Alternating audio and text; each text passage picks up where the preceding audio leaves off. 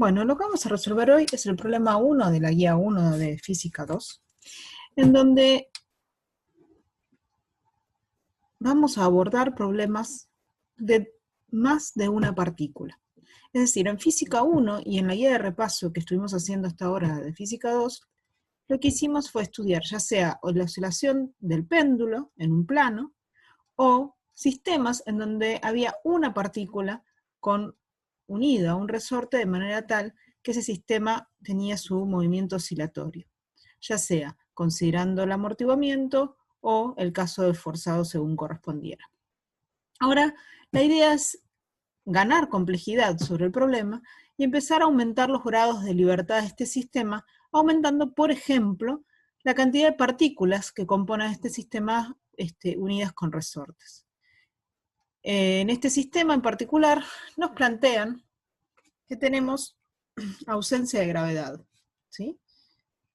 Como marca el enunciado.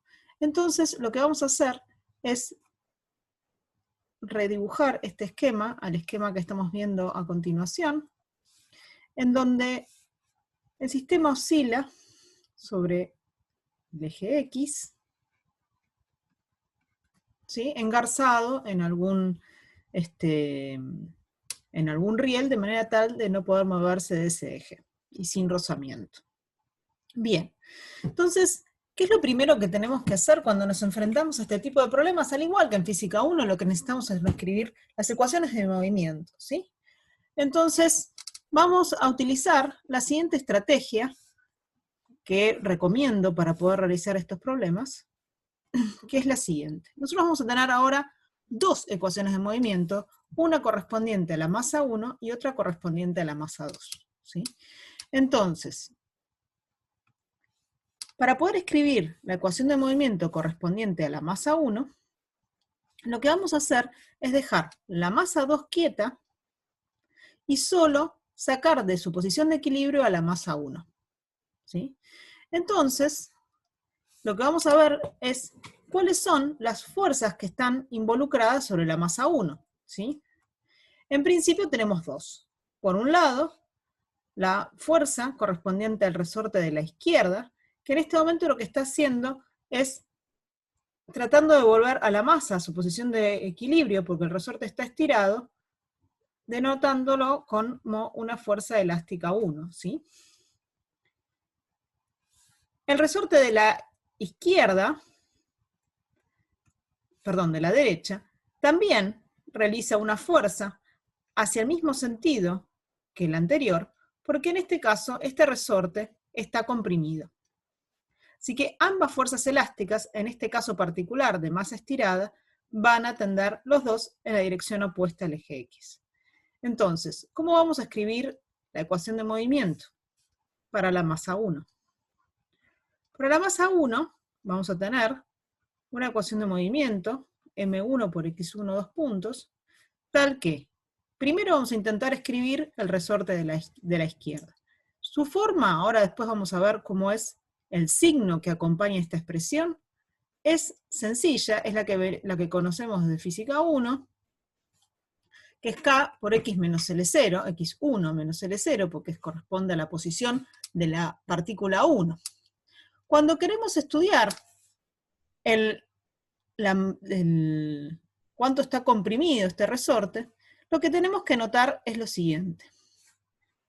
La partícula 1, como nosotros estamos haciendo nuestras ecuaciones con un sistema de coordenadas que inicia en la pared, tenemos a la coordenada x1, que corresponde a la masa 1, y por otro lado tenemos una coordenada x2, que corresponde a la posición de la masa 2. Cuán comprimido está el resorte de la derecha va a estar relacionado con la diferencia x2 menos x1, y además tendremos que tener en consideración la longitud natural del resorte, ¿sí? Entonces vamos a tener a x2 menos L0, que es la longitud natural del resorte, y a esto le tenemos que restar la posición de la masa 1, ¿sí?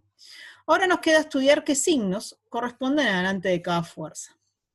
Bien, entonces, en el caso de la fuerza del resorte de la izquierda, fíjense, si X1 es mayor que X1 de equilibrio, que es el caso que estoy considerando en el esquema, entonces X1 menos L0, ¿cómo es? Es positivo. Con lo cual, si yo quiero que la fuerza mire en el lado contrario a la dirección de las X, esto va a llevar un menos. Como X1 es mayor que X1 de equilibrio, esta operación que está acá va a ser negativa. Y entonces, adelante de esta fuerza, corresponderá un signo más. ¿Sí? Bien, entonces esto ya está. Ya tenemos cómo es nuestra ecuación de movimiento para la masa 1. Bien, ahora tenemos que ver cómo es la ecuación de movimiento para la masa 2. Bien, ¿qué tenemos en el caso de la masa 2? En el caso de la masa 2, lo que tenemos es una única fuerza, perdón, lo que vamos a hacer para escribir la masa 2, como dijimos antes, es ahora dejar quieta a la masa 1 en su posición de equilibrio, pero desplazar a la masa 2. En este caso en particular, yo lo que hice fue estirar el resorte que une la masa 1 con la masa 2, ¿sí? Alejando la masa 2 de su posición de equilibrio. Bien, entonces el resorte está estirado, y sobre la masa 2, lo que tenemos es que el resorte tira hacia la dirección de los X negativos, nuevamente, para intentar compensar ese estiramiento que hemos realizado. Entonces, sobre la masa 2, ahora, lo que tengo es una fuerza que también está dada por la misma diferencia que tenía antes, porque tengo la posición X1 y la posición X2, que va hasta el lugar de estiramiento, ¿sí? Y la diferencia va a ser la composición de la masa 2 menos la posición de la masa 1 menos la longitud natural del resorte. Ahora X2 es mayor que el X2 de equilibrio, entonces toda esta operación es positiva, y el signo que va acá, entonces para que este sistema, la fuerza vaya hacia la izquierda, hacia la dirección opuesta a la dirección positiva de las X, debe poner el signo menos. Lo cual nos deja en absoluto concordancia el hecho de que la fuerza 2, en realidad, elástica 2, en realidad es menos la fuerza elástica 3, y eso es exactamente lo que se ve en este término y este término, que son exactamente el mismo, con el signo cambiado. Fantástico. Entonces ahora tenemos las ecuaciones, ambas ecuaciones escritas, y nos queda, entonces, ¿qué es lo que nos quedó? Nos quedó un sistema de dos ecuaciones con dos incógnitas. Ah, ya. Con dos incógnitas. ¿Quiénes son esas dos incógnitas? Esas dos incógnitas son X1 y X2, básicamente, ¿no? Tenemos dos ecuaciones diferenciales que tienen dos incógnitas. Entonces, la propuesta ahora es ver si podemos cambiar el sistema de coordenadas. En vez de estar trabajando desde el sistema de coordenadas que aprendimos en Física 1, que es desde la pared, lo que vamos a intentar hacer es, o lo que vamos a hacer, mejor dicho, es escribir nuestras ecuaciones de movimiento, pero a partir de las posiciones de equilibrio, ¿sí?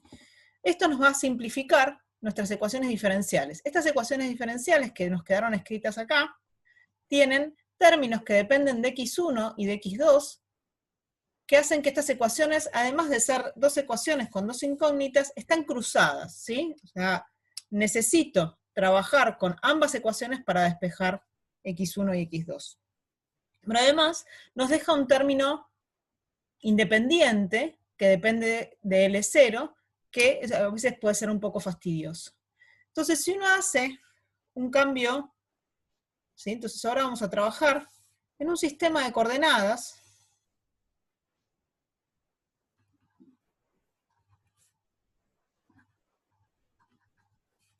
que nazca en la posición de equilibrio de cada masa.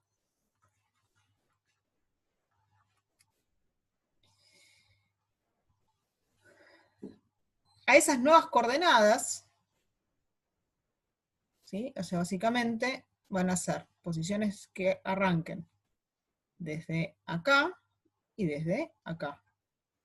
Esto ahora lo vamos a llamar psi1 y esta va a ser psi2. De manera tal que, ¿quién es la posición de equilibrio correspondiente a la masa 1? Vista desde el sistema de coordenadas que inicia en la pared es L0. Y la posición de equilibrio de la masa 2 es 2 veces L0, porque es el L0 de este resorte más el L0 de este resorte, siempre iniciando desde la pared. Entonces, X1 es psi1 más L0, puedo definir, y X2 es psi2 más 2 veces L0. O, si quieren, visto de otra manera, psi1 es X1 menos L0, y psi2 es X2 menos 2 veces L0. Bueno, entonces, cuando yo quiero reemplazar esto, este cambio de variables que hemos hecho, podemos dar cuenta que la derivada segunda de psi1 2 puntos es exactamente igual que x1 2 puntos, de la misma manera que la derivada segunda de psi2 es exactamente igual a x 2 puntos, ¿sí? Entonces, con todo este cambio de variables, podemos reescribir nuestras ecuaciones de la siguiente manera. M1 por psi1 2 puntos es menos K por psi1 más K por psi2 menos psi1. Mientras que la segunda ecuación, correspondiente a la masa 2, va a ser menos K por psi2 menos psi1. Fíjense qué interesante que no nos han quedado ningún término de L0 incluido en nuestras nuevas ecuaciones diferenciales, que también están acopladas, se dicen estas ecuaciones, que están acopladas. ¿Por qué? Porque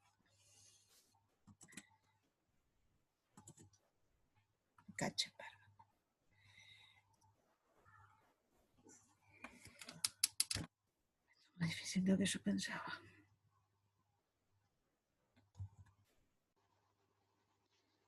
Fíjense qué interesante que estas dos ecuaciones diferenciales acopladas ya no tienen el término independiente que depende justamente de L0, y entonces su resolución va a ser mucho más sencilla. Entonces, en el problema que venimos trabajando, lo que nos queda entonces, ahora reacomodando un poquito esas ecuaciones, son dos ecuaciones diferenciales, una para la coordenada psi1,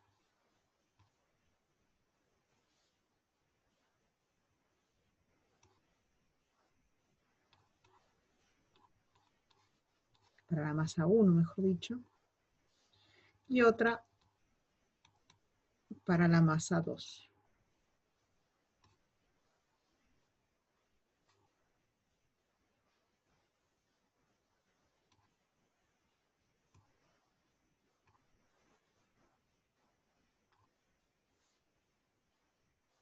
Bien. Entonces, si nosotros queremos estudiar los modos de oscilación de este problema, lo que tenemos que recordar es esa definición que dio Ricardo en la clase teórica de qué es un modo normal. Para que exista un modo normal, o se define un modo normal, aquella situación en que las partes móviles del sistema oscilan ambas a la misma frecuencia y pasan por la posición de equilibrio simultáneamente. Entonces, para poder desacoplar este sistema, que va a ser el desafío que vamos a tener hacia adelante, digamos, vamos a tomarnos de esa idea. Existen, a ver, el sistema este puede oscilar de muchas maneras diferentes. Va a ser cualquier movimiento, la masa 1 y la masa 2. Pero seguro que va a existir una frecuencia de oscilación para la cual las dos partículas oscilan a la misma frecuencia y pasan por su posición de equilibrio simultáneamente. Y a eso lo vamos a llamar modo normal. La ventaja de encontrar los modos normales es que vamos a poder ver que una combinación lineal de esos modos normales va a ser la solución más general posible para cualquier movimiento de la partícula según cuáles sean las condiciones iniciales del sistema. Pero bueno, vamos despacio y veamos entonces qué significa este tema de que todas las partículas en un modo oscilan a la misma frecuencia. Entonces, empecemos por esa hipótesis. ¿Cómo escribo que las partículas oscilan a la misma frecuencia? Le voy a decir que entonces, la partícula 1, la coordenada correspondiente a la partícula 1, cuando está en un modo, es algo que va a depender del tiempo, va a poder describirse como un coseno. Porque ya sabemos que esto es una oscilación. Un coseno cuya frecuencia va a ser la que vamos a definir como la frecuencia del modo. La partícula 2, o la coordenada, mejor dicho, que describe el movimiento de la partícula 2 en un modo, va a estar dada por un coseno dado por la misma frecuencia. ¿Sí? De manera tal que cuando yo quiera escribir la ecuación diferencial y necesite la aceleración, la derivada segunda del modo, voy a ahorrarme escribir las dependencias temporales, pero todo está en la dependencia temporal, lo que va a tener es el omega del modo al cuadrado por el mismo coseno que tenía antes. Y lo mismo para la coordenada 2.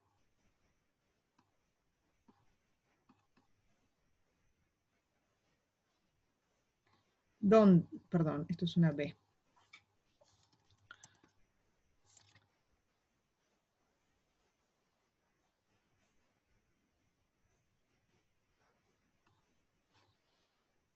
Donde, repito, omega es la omega de oscilación en el modo. Entonces, lo que podemos ver muy fácilmente es que se cumple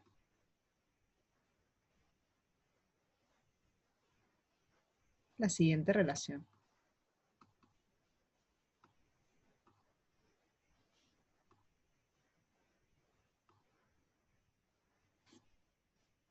Entonces, por un lado, tenemos que se cumple esta relación, estas ecuaciones diferenciales en un modo. Fíjense que básicamente son las ecuaciones diferenciales que se cumplía para una partícula, ¿no?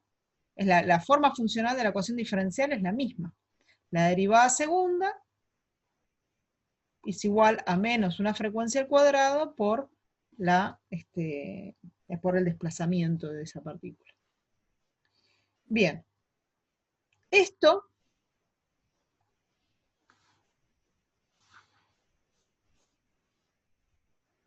lo vamos a escribir de una manera que es como una especie de notación vectorial.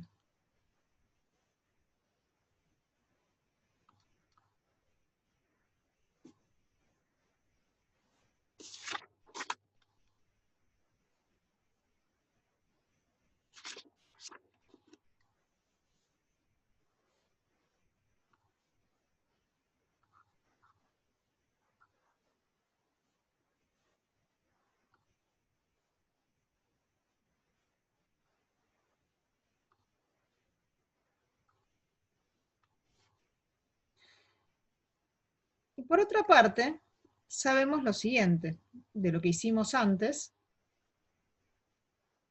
sabemos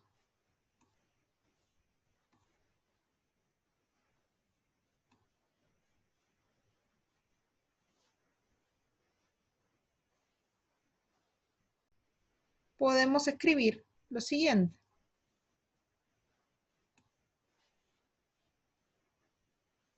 Esto válido ya no en un modo, sino siempre,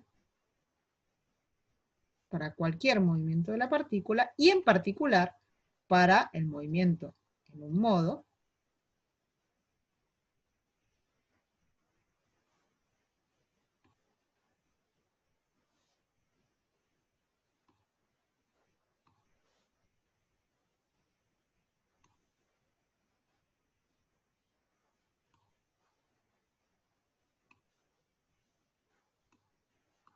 en donde decidí escribir esto con el menos afuera solo para que se parezca a la misma forma funcional que tienen esta igualdad de vectores de este lado.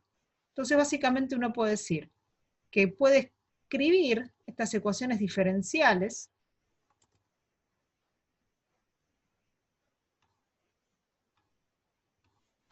como una matriz por un vector. O sea que el vector de aceleraciones es igual a una matriz por el vector de desplazamientos. Pero fíjense, ambas expresiones, tanto esta como esta que está acá, son muy similares. Y lo que vamos a hacer es aprovecharlas. Esta que está acá es válida solo cuando estamos en un modo, mientras que esta es válida para cualquier movimiento, y en particular para el caso de un modo. Bien.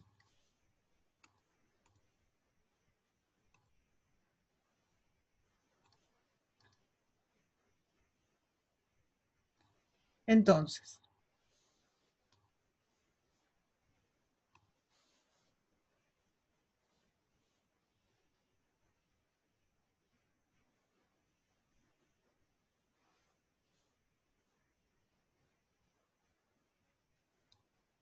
en particular, para el caso de un modo, dijimos que también es válida esta expresión, y para un modo sabemos que esto son cosenos, ¿sí? Y senos, cosenos, estos que están acá,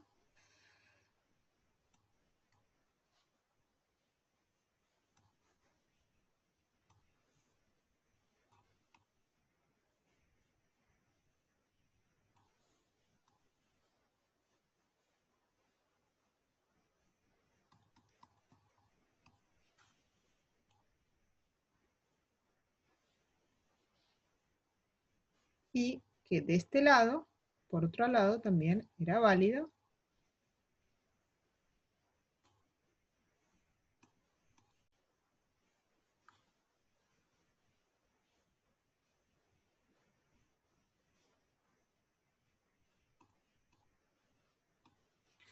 con lo cual, considerando que esto se puede cancelar, nos queda que si igualo esta ecuación a esta ecuación, que son iguales por la relación que mantienen con las aceleraciones, tengo que m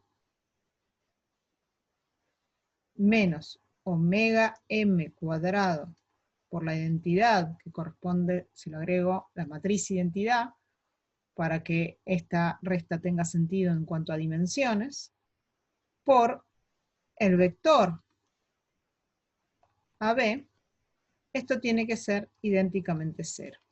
¿Sí? Entonces lo único que hice fue tomar esta expresión que está acá, esta expresión que está acá, y me llevo esta para el otro lado e igualo a 0. Ahora, ¿qué fue lo que hicimos entonces en resumen? hicimos lo siguiente. Tomamos, por un lado, escribimos primero, hace un rato habíamos escrito las ecuaciones diferenciales, escribiendo las fuerzas, y llegamos a que había un conjunto de ecuaciones acopladas, cuya solución me iba a dar el movimiento de la partícula 1 y el movimiento de la partícula 2. Pero además, tomamos la definición de que un modo es aquel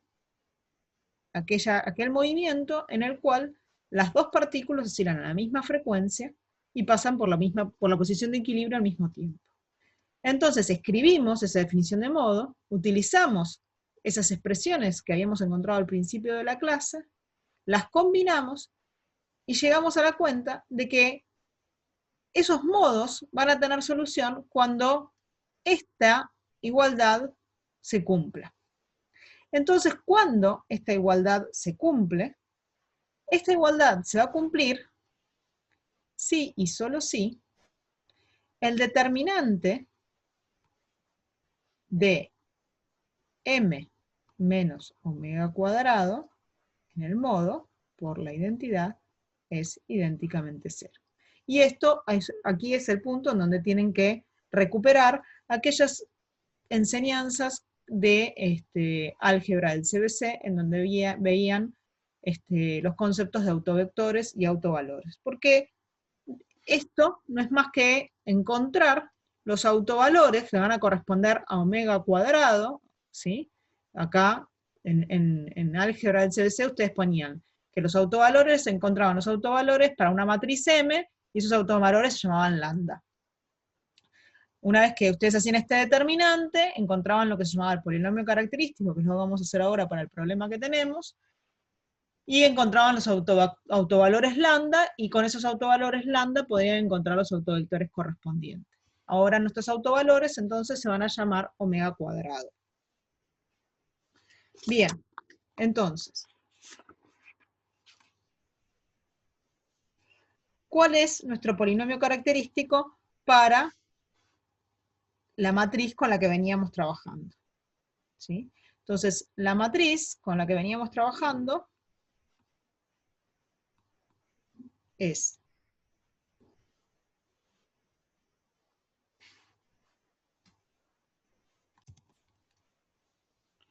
(2k sobre B1 menos k sobre M1, y en la fila de abajo k sobre M2 menos k sobre M2. Bien, entonces, cuando yo hago el determinante, recuerden que hay una expresión muy simple, el determinante de 2 por 2, en lo cual, entonces, yo lo que tengo que hacer es el determinante de 2k sobre M1 menos omega cuadrado del modo menos k sobre M1 menos k sobre M2 k sobre M2 menos omega cuadrado del modo, y todo esto tiene que ser igual a 0. Entonces, haciendo este por este menos este por este, lo que esto me va a devolver es el polinomio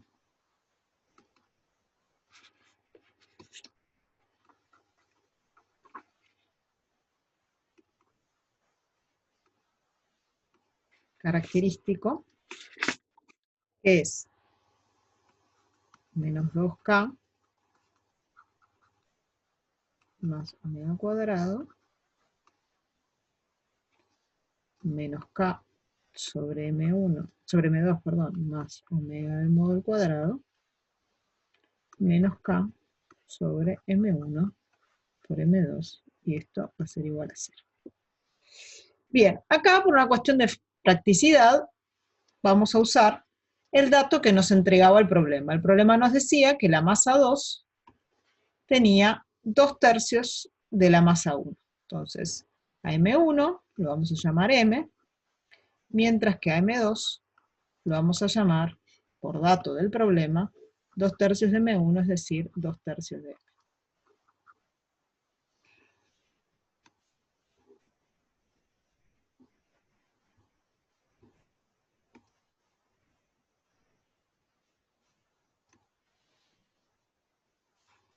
Bien, entonces, con esa nueva información, nuestro polinomio característico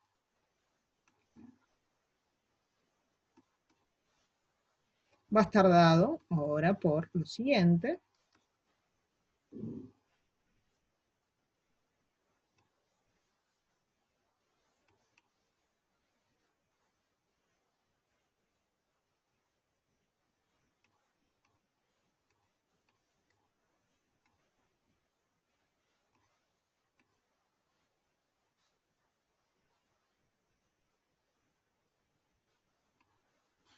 Bien, acá les dejo un poco la tarea de las cuentas, haciendo las distributivas de estos paréntesis y agrupando según corresponda. Lo que llegamos a la cuenta es que tenemos una cuadrática, en realidad es una cuártica, pero una cuártica solo dada por los exponentes pares de omega, o sea que tengo el término con omega cuarta, el término con omega cuadrado y el término independiente.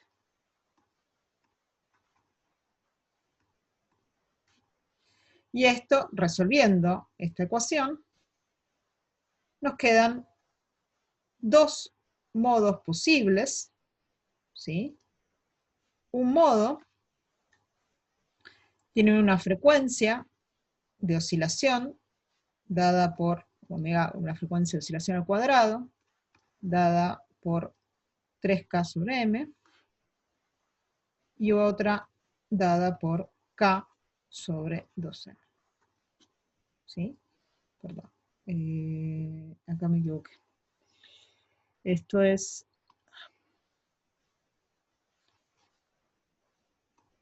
3k sobre m. Y este es k sobre 2m. Así que ahí tenemos los dos autovalores, ¿sí? Los autovalores justamente son 3k sobre m y k sobre 2m, que son las frecuencias naturales del sistema. Que fuera la primera pregunta que nos hacía el problema. ¿Cuáles son las frecuencias naturales del sistema? Entonces, fíjense, nosotros partimos de escribir las ecuaciones de Newton, utilizamos el concepto de modo y encontramos las frecuencias naturales del sistema. ¿Qué significa esto? Significa que en un modo, por ejemplo, en el modo asociado a omega 1, yo sé que la partícula 1 se va a mover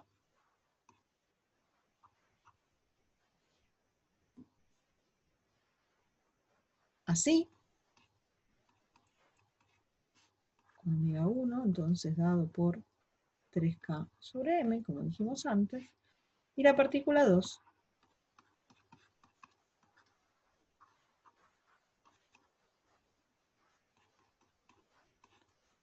va a hacer exactamente ese otro movimiento. Los dos, absolutamente, con el mismo coseno, con el mismo argumento, ¿sí? Ahora, en realidad el problema nos dice algo mucho más jugoso. Nos dice qué relación existe entre A y B. ¿Por qué? Porque aún nos falta encontrar los autovectores. Justamente el autovector, la solución, si este es el autovalor, que me da la frecuencia natural del sistema, lo que me va a devolver el autovector, la información que me va a devolver el autovector, es qué relación existe entre A y B. ¿Cómo encontraba yo esas relaciones? Bueno, tengo que agarrar la matriz con la cual encontré los autovalores,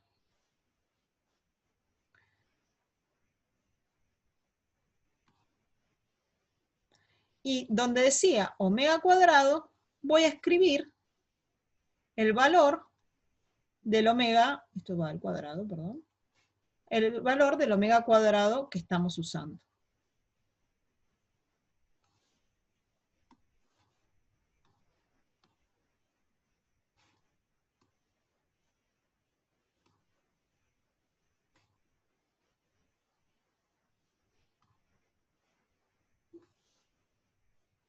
si todas nuestras cuentas están bien, ambas filas de esta matriz tienen que ser linealmente dependientes.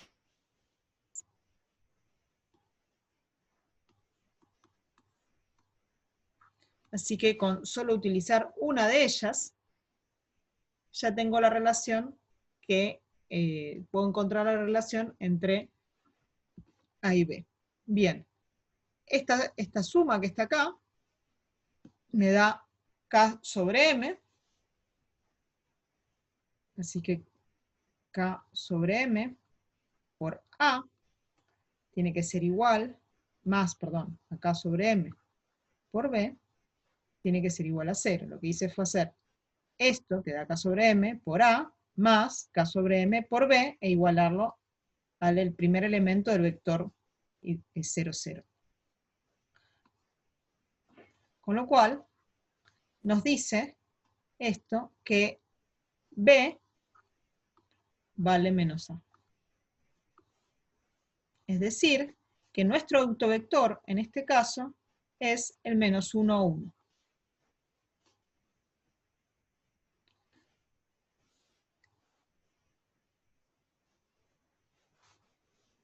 Entonces, en el modo correspondiente a omega 1, y ahora sí, escribiéndolo en forma completa,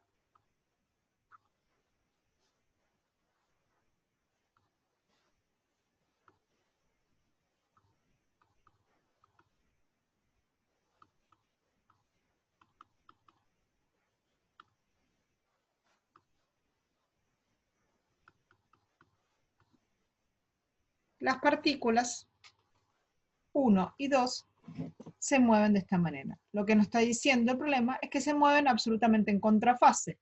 Mientras la partícula 1 se mueve menos 1 para la izquierda, la partícula 2 se mueve menos 1 para la derecha. Voy a intentar dibujarlo. Si esta era la posición de equilibrio, y ahora estoy parada en el modo 1, mi partícula 1 se mueve 1 para la izquierda, mientras que la partícula 2 se mueve 1 para la derecha, y luego de oscilar, la partícula 1 va a poder encontrarse que cada una, perdón, esa última parte no va,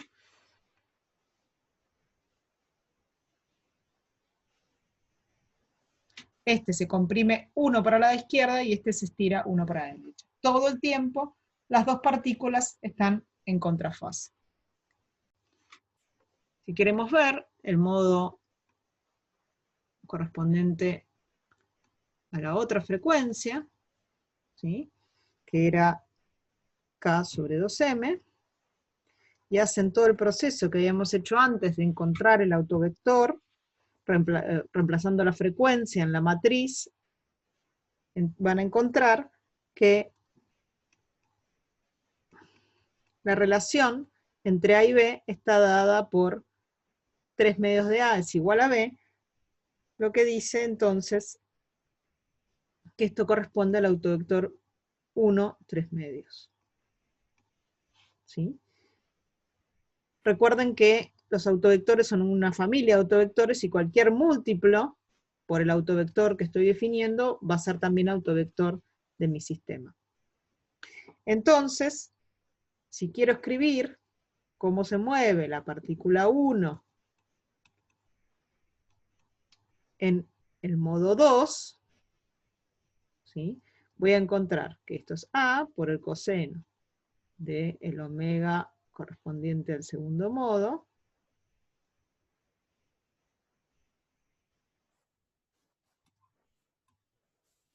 y la partícula 2 se va a mover con una amplitud dada por 3 medios de A por el coseno de la frecuencia o la oscilación 2 en el tiempo. Es decir, que ahora otra vez voy a intentar dibujarlo. si esta era mi posición de equilibrio,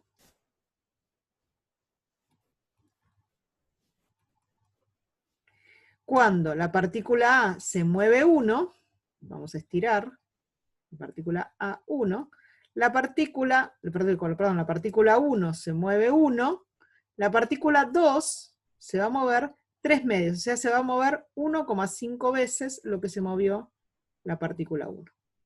Esto es aproximadamente 1,5 mientras esto se mueve 1. Y así se va a mover todo el tiempo respetando esa relación 1, 3 medios. ¿Sí? Entonces,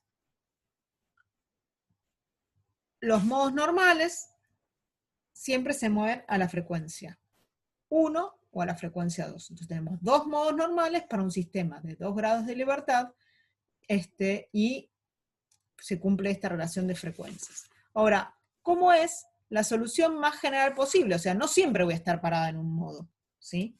Entonces, lo que me dice que mis ecuaciones diferenciales lineales es que la solución más general posible, es decir, para cualquier situación, para cualquier movimiento, es que la partícula 1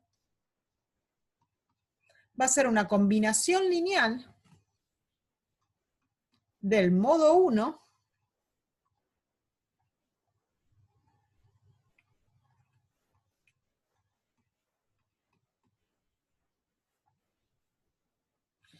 con el modo 2.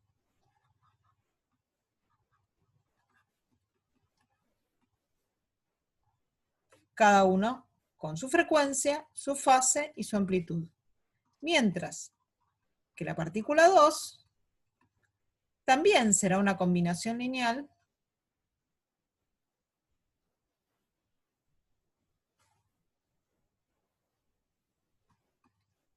de el modo 1 y del modo 2,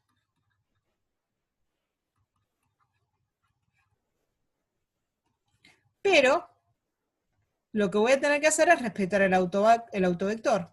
Para el modo 1, tengo que respetar que el autovector es el 1 menos 1, mientras que para el modo 2, tengo que respetar que el autovector es el 1, 3 medios. Y ahí tengo escrita la solución más general posible a mi problema de dos masas. Bien.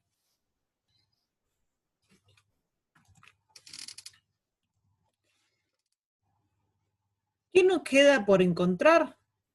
¿O qué nos queda por definir? Nos quedan por definir quiénes son estas A1, A2 y Φ1 y Φ2.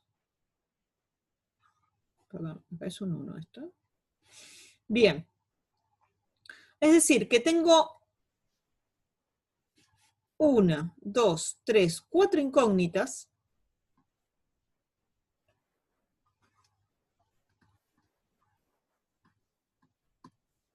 que van a estar definidas en forma determinada cuando yo defina las condiciones iniciales del problema, cosa que ya habíamos hecho en los problemas de una sola partícula. Estas condiciones iniciales a partir de ahora para nosotros van a ser 6. Creo que ya es la misma nomenclatura que usaban en física 1.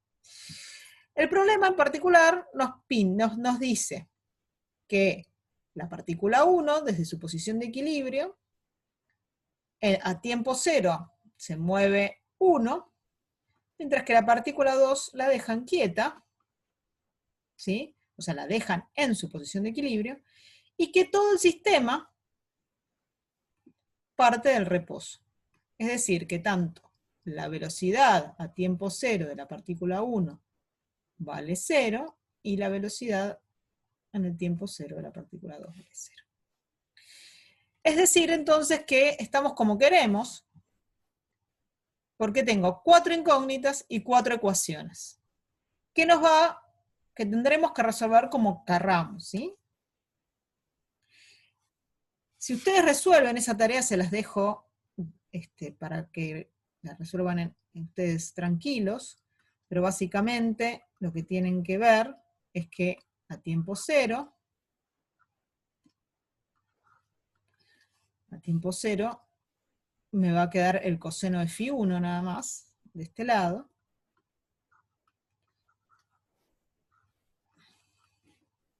Esto es A1 y A2. Y esto va a ser 1 de la ecuación 2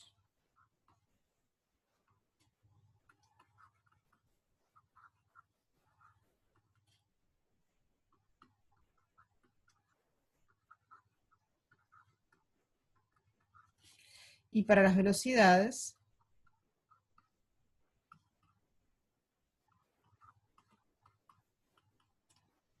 voy a tener que derivar primero y especificar en tiempo igual a 0 después. ¿Sí? Primero derivo, recuerden, y después evalúo en t igual a 0.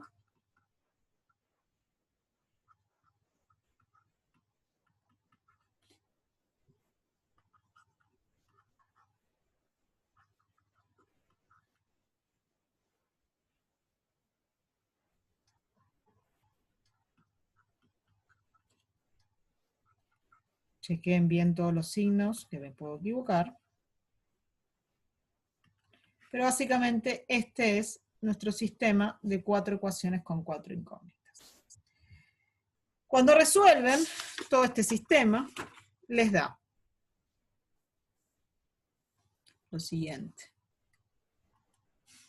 Entonces la solución me queda para φ1 de t, lo voy a despejar todo, 3/5 por el coseno de omega 1t más 2/5 por el coseno de omega 2t, y psi2 va a ser menos 3/5 por el coseno de omega 1t más los 3 medios que venían del autovector por 2/5 del coseno de omega 2t.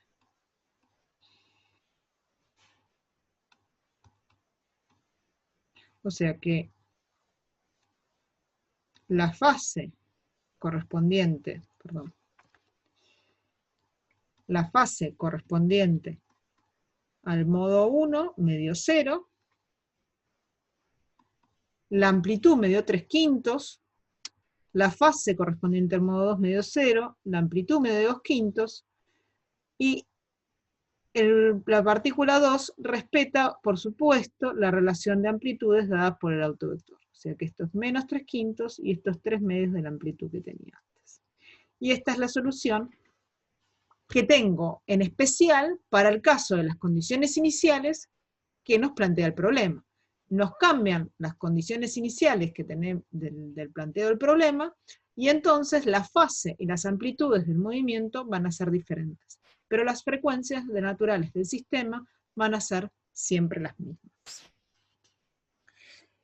¿Qué tengo que hacer yo, por ejemplo, si quisiera excitar desde afuera solo el modo 1?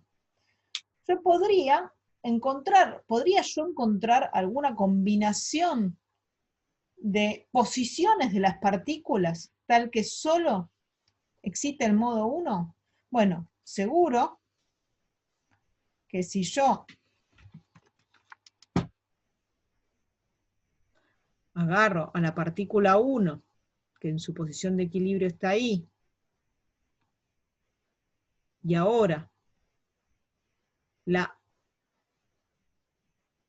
alejo 1 de su posición, mientras que la partícula 2 la pongo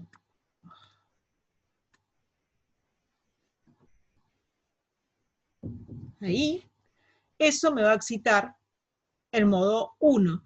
Y no va a excitarme nada del modo 2, porque esto exactamente va a hacer que mi sistema se mueva a omega 1. Entonces, si yo solo quiero excitar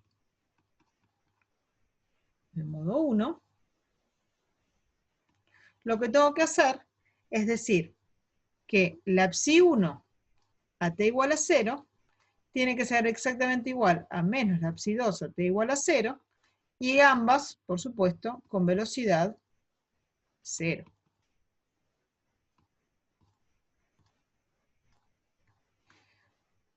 ¿Tengo otra manera de excitar el modo 1? Las dejo para que lo piensen y cualquier cosa lo consultan. ¿Y qué manera voy a hacer para excitar el modo 2? Bueno, nuevamente, si las posiciones de equilibrio eran estas, y habíamos visto que el autovector, que tiene que respetar todo el tiempo mi sistema cuando estoy en el caso del modo 2, es el 1, 3 medios, entonces una manera de excitar solo el modo 2 es moviendo a la partícula 1 una distancia 1 y a la partícula 2 una distancia 3 medios, ¿sí? Mientras que acá era 1 y esta era menos 1. Es decir, que psi 1 en 0, si yo solo quiero excitar el modo 2, ¿sí? Va a ser 1, por ejemplo, si 2 en 0 va a ser 3 medios, y ambas velocidades nulas, partiendo del reposo. Nuevamente dejo la pregunta. ¿Puedo generar un nuevo conjunto de condiciones iniciales que me exciten el modo 1 o el modo 2? En particular, partiendo con las partículas desde su posición de equilibrio. ¿Qué tiene que cumplir la velocidad para que yo pueda excitar o el modo 1 o el modo 2? ¿Sí? Eso se los dejo en pregunta. Bien, entonces, el problema, ya terminando con la clase de hoy, el problema nos planteaba, el último ítem, era que se animen a escribir un collab, ¿sí? Entonces, fíjense si se animan a escribir ustedes un collab, si no, en los próximos días vamos a subir un notebook nuevo que utiliza lo que se llama lenguaje simbólico, algo Milton nos había dejado en el notebook correspondiente a los primeros pasos sobre Python, que había una manera de escribir lenguaje simbólico que nos va a permitir a nosotros, en este caso, poder controlar que nuestros autovalores y autovectores son exactamente los que estamos encontrando a mano. Las matrices con las que estamos trabajando, o con las que trabajamos en este caso, fue una matriz bastante sencilla, es una matriz de 2×2, a pesar de que el sistema es un sistema sin simetría. Fíjense que a diferencia del problema que resolvió Ricardo en la teórica, el problema de Ricardo era absolutamente simétrico, al punto que ustedes fueron capaces en clase de encontrar cuáles eran los modos normales de oscilación sin necesidad de recurrir a esta matriz que acabamos de incorporar, ¿sí?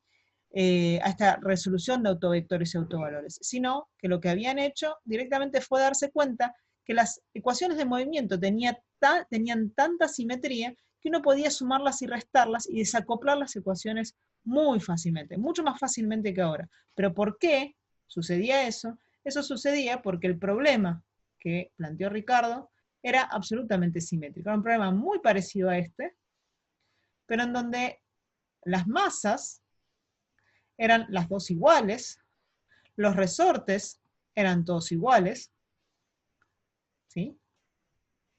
Y entonces todo el sistema, sus ecuaciones de movimiento también van a ser simétricas. El problema que planteamos nosotros hoy es un problema que no es simétrico desde su construcción geométrica, porque nos falta un resorte, y además no es simétrico porque las masas no eran iguales. Sí, los resortes. ¿Está bien? Entonces, también el problema, que resolvimos hoy, plantea qué pasa si ahora consideramos la gravedad. En todo este problema nosotros no hicimos nada con la gravedad. Entonces, ¿qué pasa si ahora el problema está vertical? Que es como está dibujado en la guía. ¿Sí? Tengo un problema.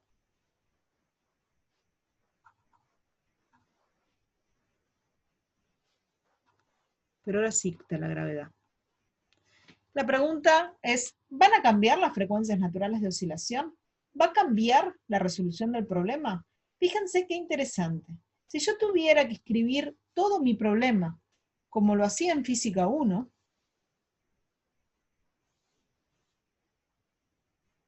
tendría que empezar por considerar que mi posición de equilibrio para la partícula 1 es distinta a la posición de equilibrio que yo tenía cuando no consideraba la gravedad. O sea que es distinta a la que tenía antes. Y mi posición de equilibrio, 2, lo mismo. Entonces tendría que, de alguna manera, escribir un poco las ecuaciones de vuelta. Ahora, nosotros tomamos una estrategia bastante interesante. La estrategia que tomamos es considerar el movimiento a partir de una coordenada que inicia en la posición de equilibrio de cada partícula.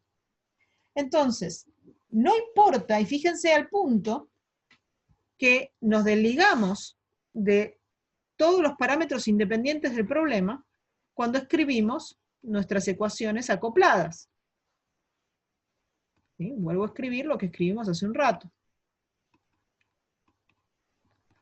Nada depende de L0 y tampoco va a depender entonces, si yo uso psi1 y psi2, tampoco va a depender del efecto de la gravedad sobre el sistema, porque repito, psi1 y psi2 son coordenadas que están tomadas desde la misma posición de equilibrio de la partícula 1 y de la partícula 2.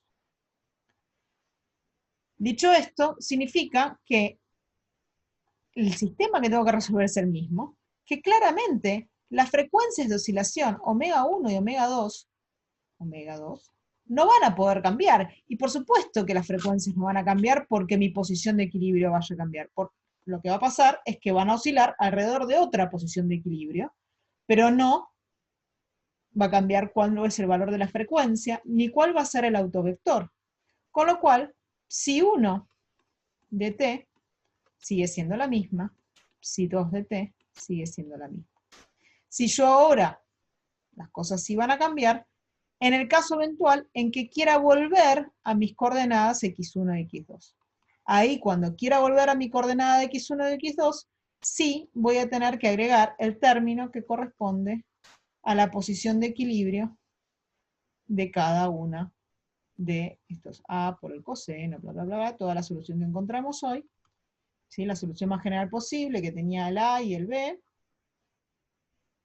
y también correspondiente a omega 1 y omega 2, y vamos a tener que agregar el x de equilibrio. Pero mientras trabajemos, que lo van a ver que a lo largo de la materia vamos a trabajar con psi1 y psi2, entonces no va a hacer falta considerar si la posición de equilibrio cambió. El sistema es el mismo y va a oscilar en una posición alrededor de una posición de equilibrio o oscilará alrededor de otra posición de equilibrio. ¿Está bien?